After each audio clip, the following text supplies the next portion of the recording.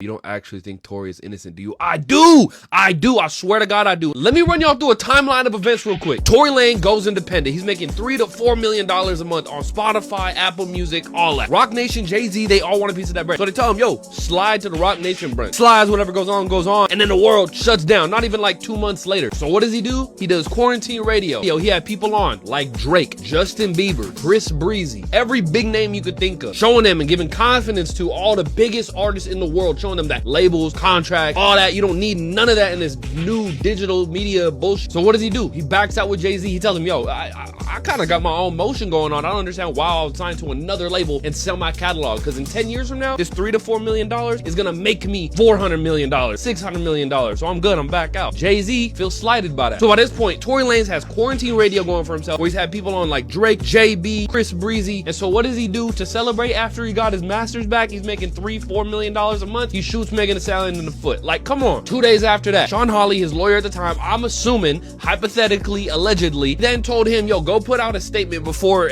all the narratives start to run wild. As soon as he's about to do that, Tory gets a call from Roc Nation. Roc Nation tells him, we heard you're gonna make a statement about what happened, and it'd be in your best interest if you don't make that statement. And then at that point, Tory's like, how the fuck did they know? How did they know I was gonna be putting out a statement? The only people that knew was me and my lawyer. He stays silent for a little bit of time, and then he changes the whole fucking game up with making an NFT album that sold in under like a minute, $1 million worth. Everybody from that point forth then made tens of thousands of dollars back. He gave the masters not to the labels, but to the people. You don't do that shit in the music industry, especially while everybody is watching you already because of the Megan Thee Stallion case. And then 5 days before the guilty verdict, his lawyer, Sean Hawley, drops out.